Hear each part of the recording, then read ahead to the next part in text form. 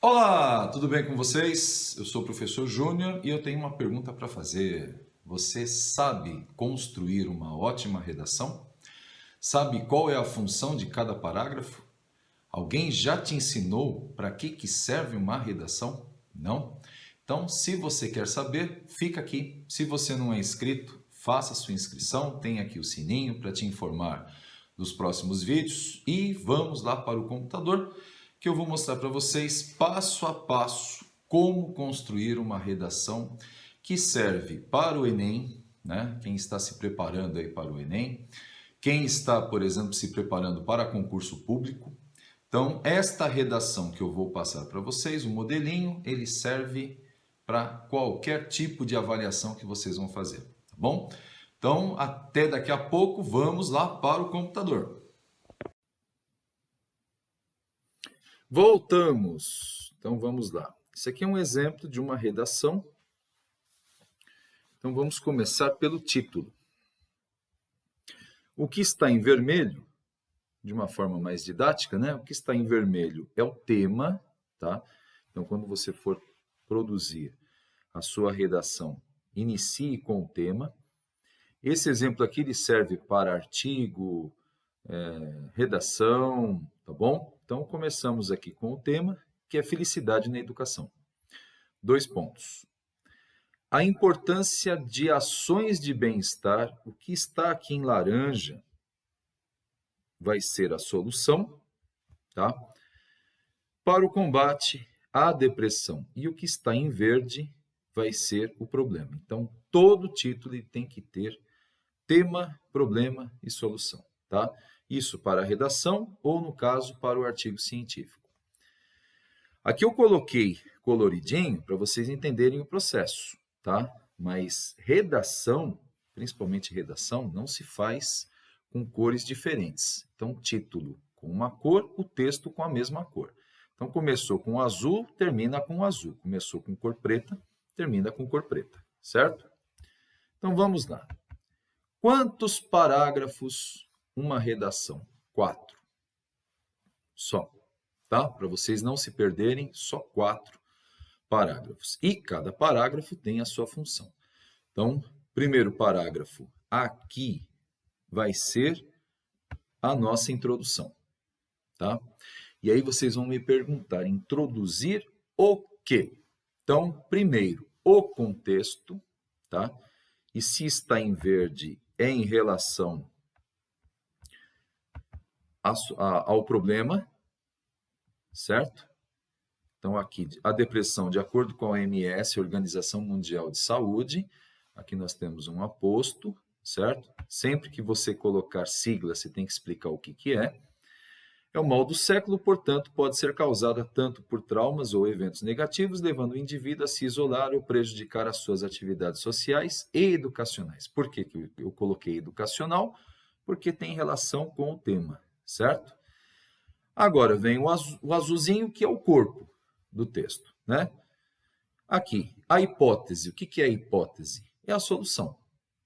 Então, aqui eu apresento o contexto, depois eu venho já explicando qual é a minha hipótese.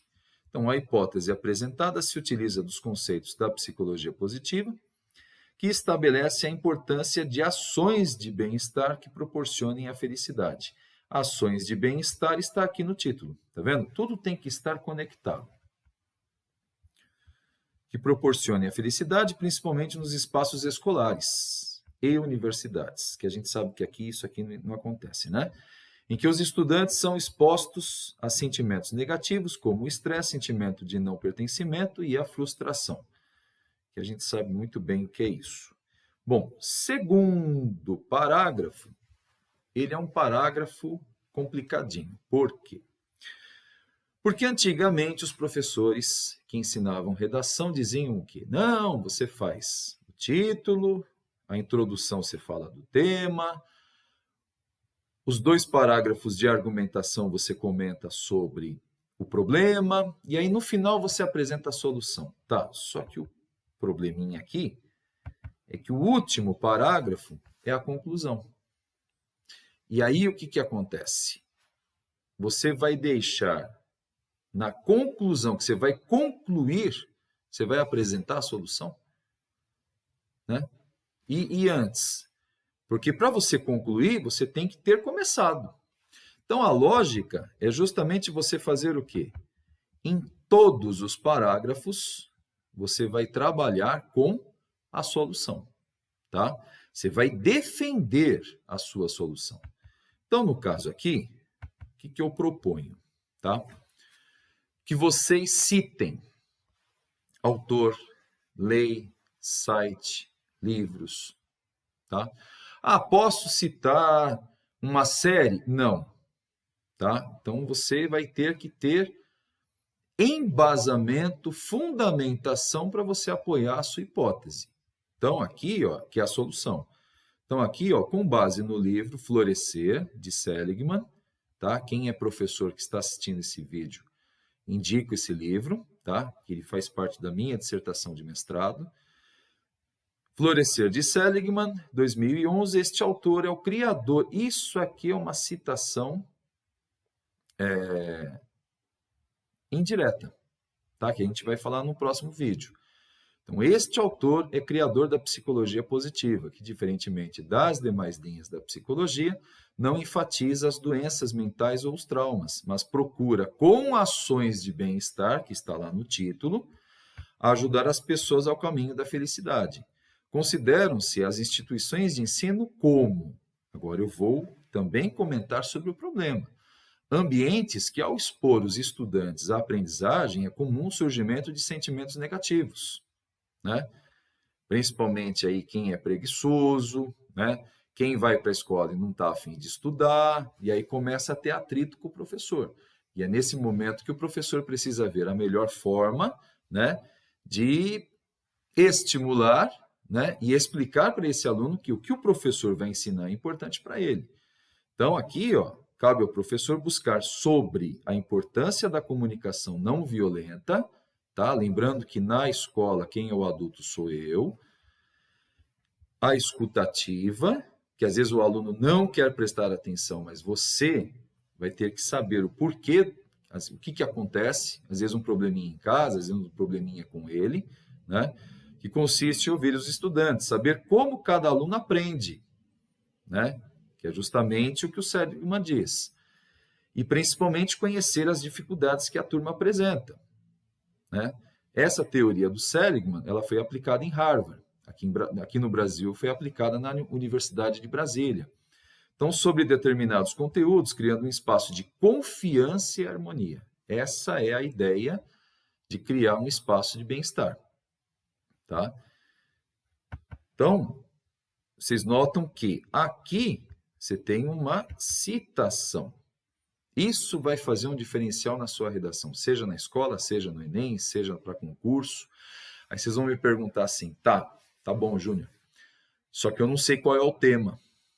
Como é que eu vou levar autores se eu não sei qual que é o tema? Beleza.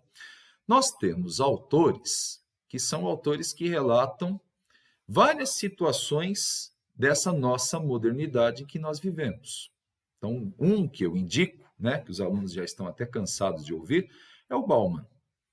Então, se você leu Modernidade Líquida, Amor Líquido e Medo Líquido, você está preparado para fazer qualquer redação do Enem. Qualquer. Por quê? Porque a base do tema das redações do Enem é sociologia e filosofia. Então, se você se prepara, né, entendendo o que está acontecendo na sociedade e a visão deste autor, você pode citar este autor, né? O segundo é Edgar Morin, no livro, por exemplo, A Via, né, em que ele vai retratar justamente a modernidade complexa. Então, enquanto o Bauman relata sobre a modernidade líquida, Morin relata sobre a modernidade complexa. Tá? Então, se eu tenho, por exemplo, esses dois, eu já vou chegar na redação com outro preparo, né? Então, aqui, já citei o Seligman, certo? Agora, eu vou citar o professor de Harvard que aplicou as teorias da psicologia positiva. Então, ele tem que estar aqui na minha redação, certo? Sobre as novas formas de ensinar, seguindo os conceitos da psicologia positiva, né, em apoio, né, igualzinho ao pensamento do Seligman, nós temos aqui o Eichhorn, 2012, tá vendo? Sempre citando o sobrenome e a data de publicação do livro, né? Professor de Harvard que defende a premissa de que mesmo diante de instituições que exigem ao máximo dos estudantes, esse aqui é o meu problema, certo? Eu vou ter agora a solução. Então, sempre defenda, traga o problema e defenda a sua hipótese. Traga o problema e defenda a sua hipótese, sempre assim.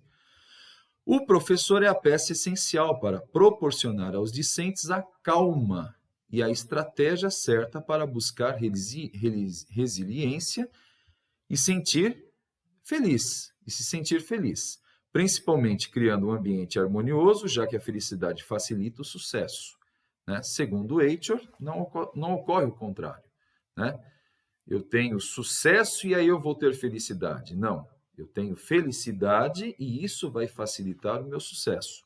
Isso ajuda o estudante a entender o processo de ensino e a criação de estratégias positivas, né? Então, às vezes o aluno ele está com depressão e aí cabe ao professor conversar, né, em relação ao ensino, né? No caso, a depressão em si, ele tem que encaminhar isso para a direção e a direção vai encaminhar para um médico, né? Agora, em relação à aprendizagem, é o professor que vai lidar com essa situação, né? Como esse aluno ele vai ter que ficar calmo, né? E como que ele vai lidar com essa condição e continuar os seus estudos. Então, foi isso que o Eichhorn ele fez, né, essa proposta aos alunos de Harvard. Porque, segundo a observação dele, boa parte dos alunos estavam com depressão. Então,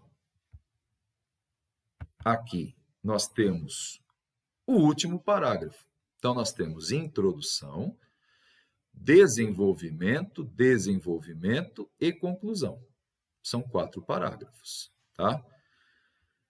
Com base nos autores citados, então, com base neles, né, que fundamentam a hipótese, a minha solução apresentada, conclui-se que, mesmo considerando a escola ou a universidade como locais que exigem do ser humano o enfrentamento de si e a busca da evolução, que isso aqui não é fácil, tá?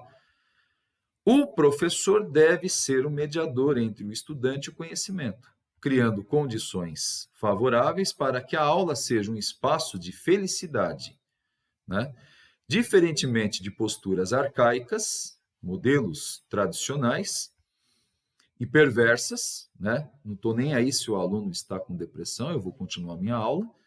A psicologia positiva, voltada para a educação, coloca o professor na posição de orientador, que auxiliará os estudantes com ações do bem-estar, ensinando não somente o conteúdo, mas também estratégias socioemocionais e criando um ambiente favorável para o ensino e aprendizagem.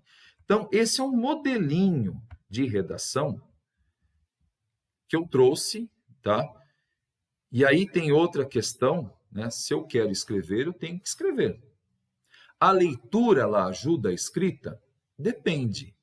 Se você está lendo e você anota palavras diferentes, frases que você gostou e aplica isso, aí sim.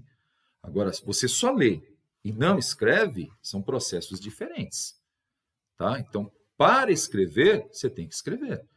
Entregar para alguém que vai ler, né, que vai te ajudar. Então, por exemplo, coloque aqui nos comentários quais são as suas dúvidas, né, bloqueios, que aí com certeza eu vou ler e vou tentar te ajudar, tá? Então, esse aqui é o modelinho, certo? 4 parágrafos. Se preocupar com a quantidade de linhas. Então, cada lugar vai estipular, geralmente são 30 linhas. E eu passo o que para os meus alunos? Você faz 7 linhas em um parágrafo. Então, nos 4 parágrafos, você faz com 7 linhas, certo? 7, 14, 21, 28, 2 linhas para o título, você chega em 30. Então, dificilmente você vai fugir dessas 30 linhas. Já tive, por exemplo, exemplos de alunos que foram fazer o Enem e fizeram com 15, 18 linhas. Não adianta, tá? Tem que seguir as regras ou do Enem ou do concurso. Se são 30 linhas, obedeça as 30 linhas. Se fizer com 27, problema. Se fizer com 32, 31, problema. Tá bom? Então, meus queridos, só não esqueçam de fazer a sua inscrição. Compartilha, porque com certeza esse vídeo aqui ele vai ajudar muitas pessoas, tá? Um abração e coloca aqui nos comentários quais são as suas dúvidas, quais são os seus bloqueios. E nas respostas eu vou tentar ajudá-los. Um abração, se cuidem. Até!